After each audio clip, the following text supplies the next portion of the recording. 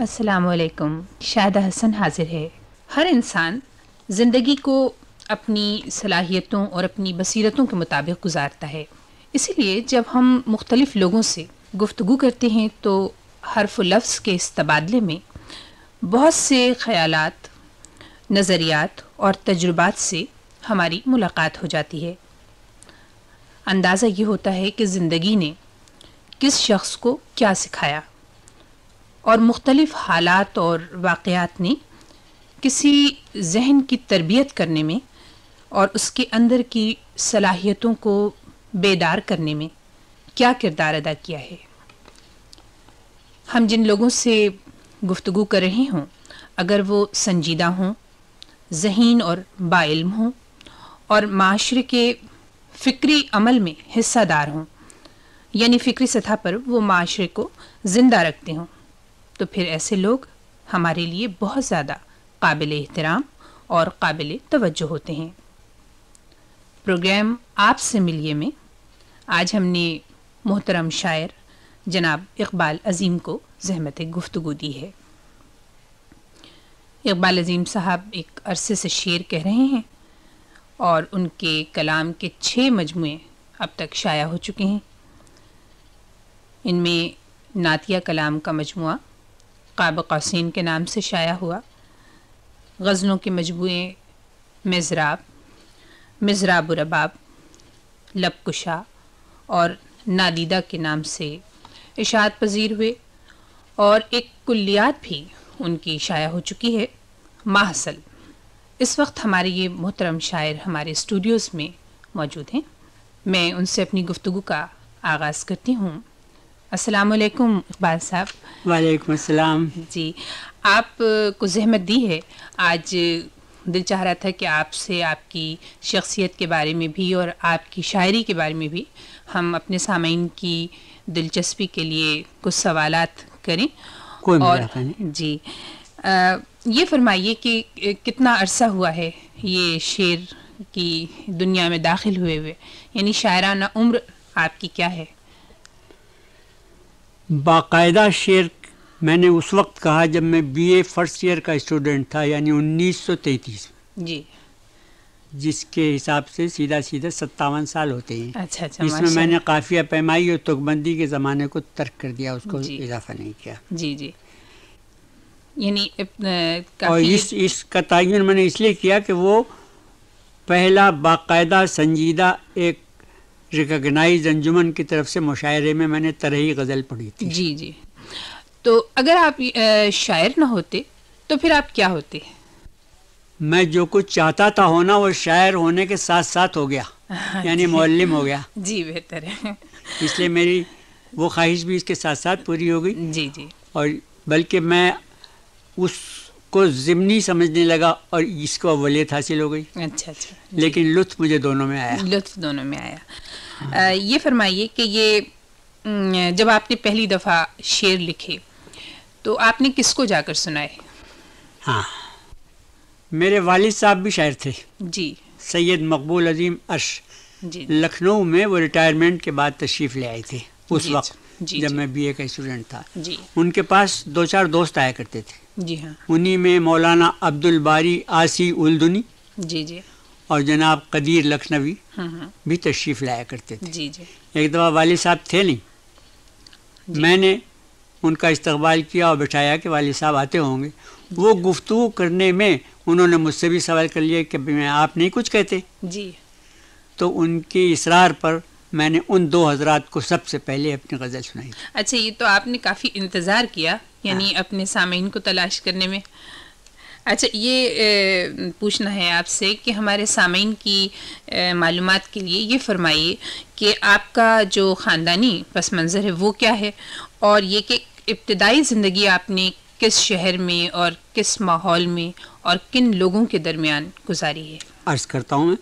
जी, मेरे दादा साहब क़िबला सैयद फ़ज़ल अज़ीम, जी, मेरे नाना साहब हज़रत अदीब मेठी जो बयान यज़दानी के शागिर्द थे, ख़ुद मेरे वालिद साहब सैयद मकबूल अज़ीम अर्श, जी, ये तो बाकायदा साहिब दीवान तीनों शोहरा थे, जी, जी, जिसमें से दादा साहब और वालिद साहब नात भी कहते थे, गज़ल भी कहते थे और दादा साहब फ़ारसी में भी कहते थे। जी हाँ, नाना साहब सिर्फ गज़ल कहते थे।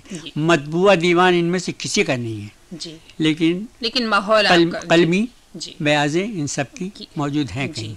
जी और माहौल का जहाँ तक सवाल है, सबसे पहले मैंने हाई स्कूल किया उन्नाव से, जी गवर्नमेंट हाई स्कूल उन्नाव से। उस ज़माने में तूती बोलता था सैयद आले रज़ा जी और हसरत वानी का जी और इन दोनों से वाली साहब के ताल्लुकात थे, घर आना जाना भी था। जी तो सबसे पहले मुतासिर हुआ मैं सैयद आले रज़ा साहब से।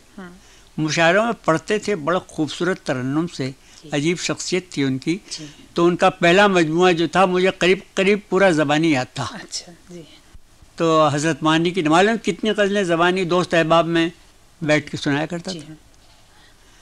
और शेर गोई का आगाज़ एक अजीब इत्तेफाक से हुआ कि हमारे जो उर्दू के मुअल्लिम थे वो भी खुद शायर थे जी। तो महीने में एक मरतबा क्लास में बैतबाजी का मुकाबला कराया करते थे जी हाँ। अच्छा। तो तकसीम हो जाते थे कि तुम ये के इतने शेर याद करो, तुम ये के इतने याद करो जी। मगर कभी कभी ऐसा होता था कि वो ख़जाना ख़त्म हो जाता था। जी हाँ। तो मैं अपने आप एक शेर मौजू करके सुना देता था। अच्छा जी हाँ। तो जो शुरका थे वो तो नहीं समझ सकते थे इस बात को, हमारे मौलवी साहब फ़ौरन समझ जाते थे बात। जी। मगर फिर बाद में ये बताना ज़रूरी हो गया कि भाई शेर पढ़ो तो शायर का नाम भी बताओ। जी अच्छा। अब मैंने जब एक शेर पढ़ा जी। तो ये सवाल पैदा हुआ साहब शायर का नाम, तो मैं चुप रहा। तो हमारे मौलवी साहब बोले कि मैं बताता हूँ शायर का नाम, इस शायर का नाम है इकबाल अजीम। अच्छा जी। अच्छा। अब वो साहब उस ज़माने से ये एक मश्क सी शुरू हो गई। अच्छा। ये भी करता था किसी दूसरे का शेर इस तरह तसर्रुफ किया कि उस हर्फ से शुरू हो जाए जिसका मुतालबा हो रहा है। जी अच्छा। यानी ये बैतबाजी ये तो एक किस्म की ट्रेनिंग और हाँ, ये तरबियत जो और इसीलिए ये होती थी हाँ, उस ज़माने में जी, और बड़ी मुफीद चीज़ थी। का असातिज़ा के कलाम का मुताला होता था, हाँ, आपके जहन में अशार महफूज होते थे, एक मेयार पैदा होता था। जी। ये फरमाइए कि क्या उस ज़माने में कौन सी किताबें पढ़ाई जाती थी जब तालिब इल्म का ज़ौक़ कोर्स में निसाब में जो किताबें होती थी वो उस ज़माने में भी वैसी थी, आज भी तालीफ़ात होती थी उसमें। कुछ असातिज़ा की गज़लें, कुछ जदीद गज़लें, कुछ अफसाने, कुछ इंशाइये, ये सब किताबें निसाब में चली गई इंटरमीडिएट तक। जी। लेकिन बतौर ख़ास मैंने जिस ज़माने में स्कूल का तालिब इल्म था, हसरत मोहानी और सैयद आले रज़ा को तो शुआरा में बहुत पढ़ा और प्रेमचंद की कहानियाँ पढ़ते थे। ये आप अपने तौर पर पढ़ते होंगे ना? हाँ जी। अच्छा, इकबाल से ये फरमाइए कि ये जो आपने शेर लिखे, आपने कहा कि बैतबाजी के दौरान भी आप खुद से मौजू करके शेर पढ़ दिया करते थे, लेकिन जब आपने बाकायदा शायरी शुरू की तो आपको इस्लाह की भी ज़रूरत हुई होगी। तो ये पहली इस्लाह आपने किससे ली? सबसे पहली मेरी पहली गज़ल पर इस्लाह हज़रत सफ़ी लखनवी ने। जी। और मेरा इरादा ये था, मैं इसको कोई फ़ख्र की बात नहीं समझता, बदनसीबी समझता हूँ कि इस मामले में जो मैं चाहता था वो बात पूरी नहीं हुई। इसलिए कि मैंने शुरू में कुछ गज़लें हज़रत आरज़ू लखनवी को दिखाई, कुछ हज़रत सफ़ी लखनवी को दिखाई और सोचा था कि इन दोनों में से जिससे कुछ तबीयत मिलती हुई पाऊँगा उसका। लेकिन हज़रत आरज़ू के साथ ये कबाहत थी कि वो गरां गोश्त थे, बहुत चिल्ला के बात करना पड़ती थी। तो मैं बिल्कुल सफ़ी लखनवी साहब के पास हो गया। जी। मगर कुछ ही गज़लें दिखा सका था कि मेरा अपॉइंटमेंट हो गया। अच्छा। मुलाजमत का आगाज़ हो गया, लखनऊ छूट गया। बस उसके बाद से फिर नसीब नहीं हुआ कि कोई ऐसा शख्स मिलता है जिसकी जान में अदब तय करता। फिर जब मैं साबिक मशरक़ी पाकिस्तान गया, वहाँ बेशक अल्लामा रज़ाली वहशत को मैंने कोई 25-30 गज़लें दिखाई। जी अच्छा। बस इस कदर तलम्मुस तो मुझे हासिल हुआ, इसके अलावा और नहीं। अच्छा इकबाल, आपने भी जिक्र किया था कि जब आप पहली दफ़ा बाकायदा मुशायरे में शरीक हुए तो उस ज़माने को आप अपनी शायरी का आगाज़ तस्वुर करते हैं। तो ये फरमाइए कि वो मुशायरा कब और कहाँ हुआ था, और ये भी फरमाइए कि उसमें कोई ऐसी शेरी शख्सियत मौजूद थी जिनके साथ मुशायरा पढ़ते हुए आपने फ़ख्र महसूस किया हो? ये दोनों हजरात ही मुझे ले गए थे, हज़रत कदीर लखनवी और हज़रत अब्दुल बारी आसी उलदुनी। जी अच्छा। और उसमें जितने शोरा थे लखनऊ के उस ज़माने में, सैयद आले रज़ा भी थे, नवाब जाफ़र अली खां असर भी उसमें थे, ये लोग सब शरीक थे। अच्छा। वो हर महीने एक मुशायरा तरही होता था। हाँ जी, अच्छा। तो उसमें जितने शुअरा थे वो सब आते थे। अब अगर आप शायरी के हवाले से अपनी या अपनी निजी ज़िंदगी के हवाले से ये फरमाएं कि कोई ऐसा वाक़या हुआ जिसने आपकी ज़िंदगी को मुतासिर किया हो। एक वाक़या उसे कहें आप या उसे लतीफ़ा कह लें कि ज़रा सी अदबियत भी उसमें है। जी इरशाद। एक ज़माना था ट्यूशनों का।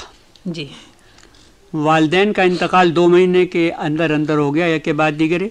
जी 7 भाई बहनों की जिम्मेदारी मेरे सर आ पड़ी, जी। तो सुबह से शाम तक ट्यूशन होते थे। जी सर्दियों में मैं बहनों को परेशान करना मुनासिब नहीं समझता था। जी अमीनाबाद लखनऊ में एक चाय की दुकान थी, जी वहाँ मैं नाश्ता करके सीधा 6 बजे मुझे पहुँचना होता था ट्यूशन पर। जी। 6 से 10 तक 4 घंटे एक जगह पढ़ाता था। जी मैं चाय पी रहा था, मैंने देखा चौराहे पर एक शख्स एक कागज़ लिए खड़ा है। जी जो कोई गुजरता है उसको दिखाता है जी। और वो देखता है उसको वापस कर देता है।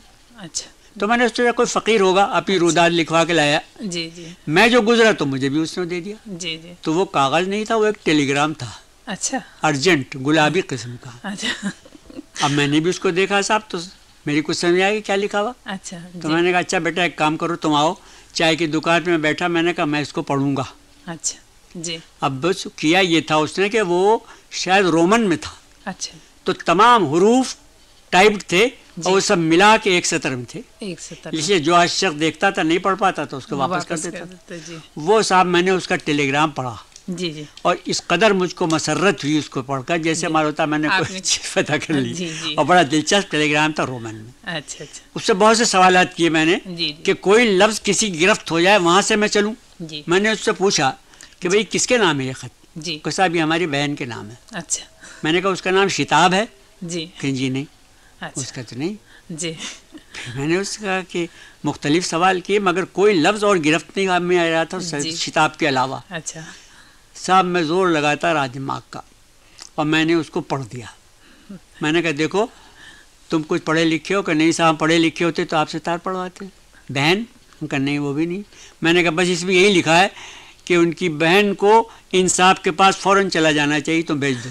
अच्छा और वो एक मिसरा था जी जी। जो उसने टाइप कर दिया था रोमन में अच्छा कि शिताब आ के नहीं ताब अब जुदाई की। अब उसको कोई कैसे पढ़ता? सुभान अल्लाह। जी जी मैंने उससे लाख लाख कहा कि तू भाई टेलीग्राम उसको दे दे। जी जी मैंने 10 रुपए तक उसको पेशकश की, नहीं दिया उसने, जी। वरना मैं उसको रखता है कि ज़रूरी डॉक्यूमेंट ज़ाहिर था। है ये तो वाकई बहुत दिलचस्प वाक़या है। एक बात, हज़रत अल्लामा रज़ा अली वहशत जी अरूज के माहिर थे। जी हाँ मैंने जब 25-30 गज़लें उनको दी जी जी तो उन्होंने देख के एक कापी खरीदी 10 पैसे की। जी मेरी गज़लों पर निशान नहीं लगाया, उन्होंने कलम नहीं लगाया। जी गज़ल नंबर 1, नंबर फलां शेर नंबर 1, और वो उसमें अपनी राय लिखते थे। अच्छा तो उस ज़माने में कश्मीर पर कुछ शायरी ज़्यादा हो रही थी, जी तो मैंने एक गज़ल कही थी जो कश्मीरी के मुतालिक थी। जी। उसमें एक मिसरा था कि तदबीर रहनुमा पर तकदीर रो रही है। अच्छा उन्होंने लिखा कि रहनुमा की जगह रहबर कर दीजिए तो मुनासिब होगा। जी मैंने कहा ये मौलाना ने क्या लिख दिया? हम तो रहबर और रहनुमा में कोई फ़र्क नहीं समझते। जी मगर बाद में जिन्होंने लिखा साहब आंखें खुल गई, जी इसलिए कि जी रहनुमा मंजिल से वाकिफ़ होता है, जी उससे गलती का इम्कान नहीं, राहबर के लिए ये ज़रूरी नहीं। ज़रूर नहीं। जी तो राहबर और रहनुमा का फ़र्क हमें तो इससे पहले कभी नहीं मालूम जी था जी बिल्कुल ज़ाहिर है उस्ताद की तो फिर बात। कि लफ्ज़ आखिर अलग अलग जो बनाए गए हैं जी तो उनका मसरफ भी कुछ अलग अलग है। जी अच्छा इकबाल साहब मैंने आपसे ये पूछा था अभी कि कोई ऐसी बात हुई जिसने आपकी ज़िंदगी को मुतासिर किया, तो आपने उसका एक ऐसा पहलू उजागर किया जिससे आपने ज़िंदगी को बहुत इन्जॉय तो किया, लेकिन एक सूरत और जो मुझे नज़र आ रही है कि मैं महसूस कर रही हूँ कि आपकी आंखों में भी कुछ मुसलसल तकलीफ़ है। और तो क्या ये जो तकलीफ है आपकी, ये कोई इत्तेफाकी बात है या कोई हादसाती है? और नहीं, कैसे? कोई हादसा नहीं जी। ये ग्लाकोमा की शिकायत मुझको हुई थी। अच्छा, ये कब हुई? जिसको उर्दू में काला मोतिया कहते हैं। अच्छा जी। और ये आँखों का मोहलिक तरीन मरज़ है। जी ज़रा सी देर में पूरी बीनाई चली जाती है। अच्छा, तो ये वाक़या हुआ कब? तो ये बात है जनाब सन 65, 25 बरस हो गए। 25 बरस हो गए। तो अब डॉक्टरों को तो जब कुछ समझ में आता कहते हैं साहब कोई फिक्र, कोई परेशानी, कुछ ऐसा। हाँ। मैंने कहा साहब मुझे तो ऐसी कोई परेशानी नहीं हुई, जी लेकिन एक बात जब याद आई कि मेरी अहलिया का जब इंतकाल हुआ जी और छोटे छोटे बच्चे मेरे हवाले हो गए, जी तो अहलिया के इंतकाल के वक्त मैंने बच्चों से कहा कि देखो तुम रोगे नहीं।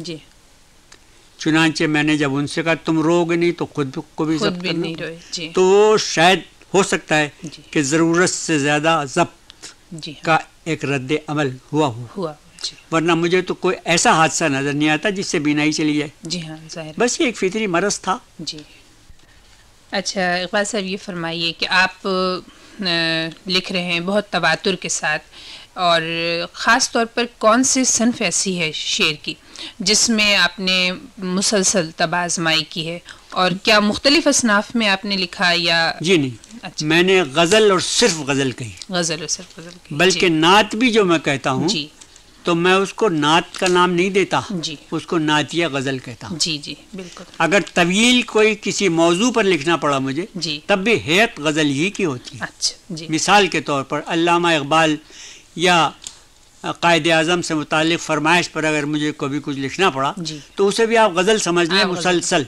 जी। जिसमें तादाद अशार ज़्यादा जी। और मौजू एक जी। है, लेकिन गज़ल के अलावा मैंने और कुछ कभी कहा नहीं। ऐसे तो इकबाल से ये फरमाइए कि आपसे 100 साल पहले गालिब ये फरमा गए कि बक़दर शौक़ नहीं ज़र्फ़े तंगनाए गज़ल, कुछ और चाहिए वुसअत मेरे बयां के लिए। तो आपको ये शिकायत नहीं पैदा हुई कभी गज़ल से?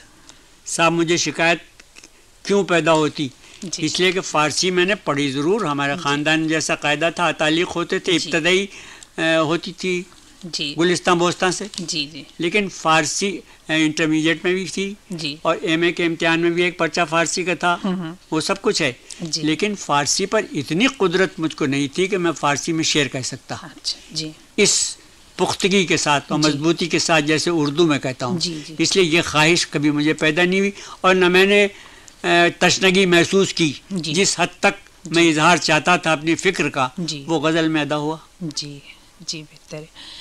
अच्छा, आपकी गज़लें जो हैं वो हम महसूस करते हैं कि दीगर शुअरा से, गज़ल गो शुअरा से इस एतबार से कुछ मुख्तलिफ लगती हैं कि आपके यहाँ गज़ल जो है वो मुकालमा करती हुई नज़र आती है, और इस मुकालमे के पीछे कभी कभी एक तंज़ भी पोशीदा होता है। तो ऐसा लगता है जैसे कि आप अपने अहद से और अपने लोगों से मुसलसल कुछ सवाल जवाब कर रहे हों। तो इस हवाले से फरमाएं कि आपने गज़ल को इस असलूब के साथ लिखने से जो क्या मकसद आपका है?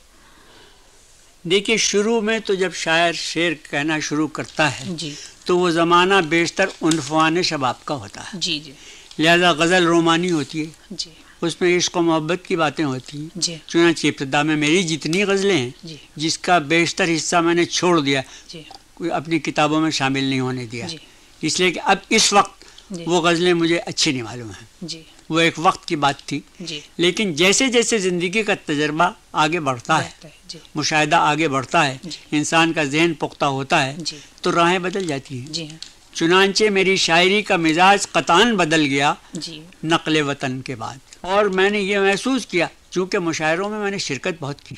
जी हाँ पहले तो यहाँ आने से पहले मेरी कोई शेरी मजमा मेरा छपा नहीं था, जी हाँ मैं था और मेरे सामीन थे। जी मैंने महसूस किया कि मेरे गज़ल में जो अशार ऐसे होते हैं जी जो मेरे सामीन का तजर्बा भी हो जी और उनके महसूसात से मेरे महसूसात मुश्तरक हो जाएं, जी। उस पर मुझे दाद ज़्यादा मिलती है। जी तब मैंने ज़रूरी समझा कि क्या? गज़ल को माहौल के साथ लेकर चलना चाहिए। जी अच्छा इसलिए जैसे जैसे हालात सामने आते गए, मौज़ूआत मेरी गज़ल में शामिल होते चले शामिल गए। होते गए। जी इकबाल साहब, आपकी गज़लें हम मुशायरों में भी सुनते रहते हैं और अक्सर हम आपका कलाम सुनने का मौका मिला है। इस वक्त आप अगर हमें अपनी कोई ताज़ा गज़ल इनायत फरमाएं। मैं एक ताज़ा गज़ल के कुछ अशार, गज़ल भी नहीं, नामुकम्मल है, अभी ज़ेर तश्कील है, जी इरशाद।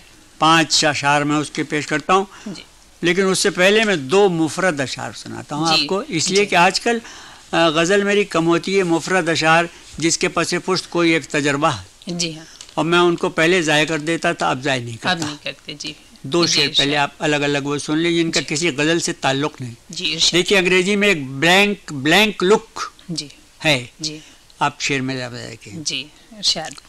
अंदाज़े इल्तिफ़ात भी अब मोतबर नहीं, अंदाज़े इल्तिफात भी अब मोतबर नहीं, उनकी नज़र इधर है तवज्जो इधर नहीं। वाह वाह, सुभान अल्लाह। अंदाज़े इल्तिफात भी अब मोतबर नहीं, वाह। उनकी नज़र इधर है तवज्जो तवज्जो इधर नहीं। सुभान अल्लाह जी। और देखिए एक शेर, वो जो माहौल वाली मैंने बात कही, तजर्बे वाली, जी जी वैसे बुजुर्गों ने भी कहा है, दरोगे मसलत जी अंगेज बेअज़ रास्ती फितना अंगेज। मैं उसको यूँ कहता हूँ कि झूठ तो एक ऐब है बेशक, मगर जी, झूठ तो एक ऐब है बेशक, मगर बेमहल सच बोलना भी क्या ज़रूर। वाह वाह, बेमहल सच बोलना भी क्या ज़रूर। जरूर। वाह, अब मैं 5 शेर ज़ेर तश्कील गज़ल के आपको सुनाता हूँ। इरशाद। हालात का जी बर वक्त तदारुक है ज़रूरी, जी हालात का बर वक्त तदारुक है ज़रूरी, जी रोने से फ़कत करबे अलम कम नहीं होता। जी, हालात का बर वक्त तदारुक है ज़रूरी, रोने से फ़कत करबे अलम कम नहीं होता। और देखिए शेर कि जो चीज़ मुक़द्दम है जी, वो मकसद है सफ़र का, वाह, जो चीज़ मुक़द्दम है वो मकसद वो है। मकसद है सफ़र का, जी। मंजिल पर पहुंचना ही मुक़द्दम नहीं होता। वाह वाह वाह, सुभान जो चीज़ मुक़द्दम है वो मकसद है सफ़र सफ़र का, का, मंजिल पर पहुंचना ही मुक़द्दम मुकद्दम नहीं होता। जी अब उसमें एक देखिए, एक तगज़्ज़ुल जी का भी शेर हुआ जी कि होता था कभी जी, दिल में मेरे दर्द मुसलसल, वाह, होता था कभी दिल में मेरे दर्द मुसलसल, अब इतना इफाका है कि पैहम नहीं होता। सुभान अल्लाह, सुभान अल्लाह। होता था कभी दर्द मेरे दिल में मुसलसल, अब इतना इफाका है कि पैहम नहीं होता। वाह, और फिर आपने सवाल की बात की तो देखिए वो सवाल यहाँ आ गया कि कब खून नहीं होता जी, सितारों का दमे सुबह, वाह, कब खून नहीं होता सितारों का दमे सुबह, कब रात गए गिरिए शबनम नहीं होता। वाह वाह वाह वाह वाह, कब खून नहीं होता सितारों का दमे सुबह, कब रात गए गिरिए शबनम नहीं होता। फिर देखिए एक सवाल आता है कि क्या जी जादू भरी आंखों से आंसू नहीं बहते, जी, क्या जादू भरी आंखों से आंसू नहीं बहते, जी। क्या रंग महल में कभी मातम नहीं मातम होता। नहीं होता। वाह वाह अभी ये ज़ेर तश्कील है, जी, 5 शेर जो हुए वो मैंने आपको सुना। सुभान अल्लाह। इकबाल अज़ीम साहब, इतनी गुफ्तगू आपसे अभी हुई और मैंने आपकी शायराना उम्र तो दरियाफ्त कर ली, लेकिन एक बात रह गई कि आपकी पैदाइश किस जगह की है। ये बात तो, इसका तो जिक्र ही नहीं वैसे आया। तो है, तो खैर मैं बुनियादी बातें खुद ही अर्ज किए देता हूँ, जी। किताबों में है, जी लेकिन ये कि कुछ सामीन ऐसे भी हो सकते हैं कि जी जो हाँ, हो। वो यकीनन जानना चाहेंगे कि आपकी मेरी सही तारीख़ पैदाइश है 8 जुलाई सन 1913 जी जी, और जाए पैदाइश है मेरठ, अच्छा अच्छा, जी और तालीम मेरी हुई जी, क्लास 10 तक मैंने पढ़ा गवर्नमेंट हाई स्कूल उन्नाव में। में जी इंटरमीडिएट मैंने किया लखनऊ क्रिश्चियन कॉलेज से, जी जी बीए किया 1934 में लखनऊ यूनिवर्सिटी से, जी हाँ, एमए किया आगरा यूनिवर्सिटी से सन 1943 में, जी जी, और रिसर्च स्कॉलर रहा मैं ढाका यूनिवर्सिटी में सन 1951-52 में, जो मुकम्मल नहीं हो सकी मेरी पीएचडी की डिग्री अच्छा। बाज ज़ाब्ते की वजह से। जी, ढाके में 1 साल तक रहना ज़रूरी था और वो 11 महीने में मेरा ट्रांसफ़र हो गया चिटागों में, अच्छा अच्छा, तो एक जी, ज़ाब्ता पूरी नहीं हुई, वो काम जी। मुकम्मल नहीं जी रहा। अच्छा टीचर्स ट्रेनिंग मैंने किया लखनऊ से। अच्छा अच्छा, यानी मुख्तलिफ जगहों पर मुख्तलिफ इलाक़ों में आप हाँ। इल्म की प्यास बुझाते रहे, अपनी भी और दूसरों की भी। आप ये फरमाइए कि ये मैंने अभी आपके मजमूए देखे तो मुझे अंदाज़ा हुआ कि आपकी कुल्लियात भी शाया हो चुकी हैं, तो शेर तो आप अभी तक कह रहे हैं, तो फिर कुल्लियात शाया होने में क्या मसलहत है? आपको शायद मालूम नहीं है जी, कि मुझ पर एक फालिज का हमला भी हो चुका है। अच्छा, वो उस वक्त मैं थोड़ी देर के लिए एतमाद खो बैठा था अपनी जी। ज़िंदगी पर, जी इसलिए जो कुछ उस वक्त तक हुआ था जी, ज़रूरी समझा कि वो यकजा होकर महफूज हो जाए। अच्छा, तो वो लकुलियात मैंने खुद नहीं छपवाया, जी जी, वो हिंदुस्तान के एक अदबी अंजुमन ने छपवाया, जिसका एक रुकन मेरा मरहूम भाई भी था। अच्छा जी। उन्होंने मेरी सारी किताबें जमा करके एक महसल के नाम से शाये कर दी। जी, महसल के नाम से। जिसमें मेरी फरमाइश शामिल नहीं थी, लेकिन उनको मालूम था जी कि मैं मुझ पर फालिज का हमला हुआ है, उम्र का भी ख्याल था, इसलिए कि ये तो शाये हुई है सन 87 में जी, और फालिज का हमला मेरा हुआ था 85 में जी। इसलिए उन्होंने भी ये ज़रूरी समझा कि सबको यकजा करके छपवा दें। जी अच्छा। उन्होंने मुझसे इजाज़त चाहिए, मैंने इजाज़त दे दी। अपनी तवील उम्र में आपने ये भी महसूस किया होगा कि ख़ुद हमारी कौमी ज़िंदगी में बहुत से नशेब व फराज आते रहे, तो इस नशेब व फराज का आपकी शायरी पर भी कुछ असर ज़रूर पड़ा होगा। तो यानी सियासी हैसियत से? जी हाँ, बिल्कुल पड़ा जी। आपने तो मेरे शेर पढ़े होंगे जी कि उसमें आप उन तमाम मंजिलों जी की निशानदेही कर सकती है जिससे हमारा मुल्क गुजरा है। जी जी, ये गज़ल के शेरों में। लेकिन वो तगज़ुल को मैंने हाथ से कभी नहीं जाने दिया। जी, तगज़ुल की हुदूद में रहकर जो बात मुझे कहना थी वो कही, बल्कि एक तामीरी नुक्ते नज़र से मैं अपने ख़यालात का इज़हार करता रहा। जी, बेहतर है। अच्छा, ये नई शायरी और नए शुअरा, इनके बारे में आपकी क्या राय है? नए शेर तो आप सुनते हैं ना, और नए शुअरा सुनता हूँ और याद करता हूँ, और यहाँ से लेकर हिंदुस्तान तक डायस पर बैठकर सुनाता हूँ और उनसे कहता हूँ कि सिर्फ पाकिस्तान में नहीं, इस वक्त कराची में नौजवान और बूढ़े मिलकर गज़ल का जो मेयार कायम किए हुए हैं वो पूरे बर्रे सगीर के किसी शहर में नहीं। और ख़ास तौर से यहाँ के बच्चे और बच्चियाँ जो शेर कह रहे हैं, मैं उनको बड़े फ़ख्र से दूसरों को सुनाता हूँ। बस कसर है तो सिर्फ दो बातों की, मुताले की कमी है जी, रहनुमाई नहीं है। इकबाल अज़ीम साहब, आपका बहुत बहुत शुक्रिया कि आपने हमें अपनी भरपूर गुफ्तगू से नवाजा। मेरी तरफ से आप दुआएं कबूल करें। जी, आपकी आमद का बहुत बहुत शुक्रिया। और सामीन, इसके साथ ही शायदा हसन को इजाज़त दीजिए। खुदा हाफिज। This program is the sole property of Central Productions, Pakistan Broadcasting Corporation, Islamabad. Piracy in this regard is illegal.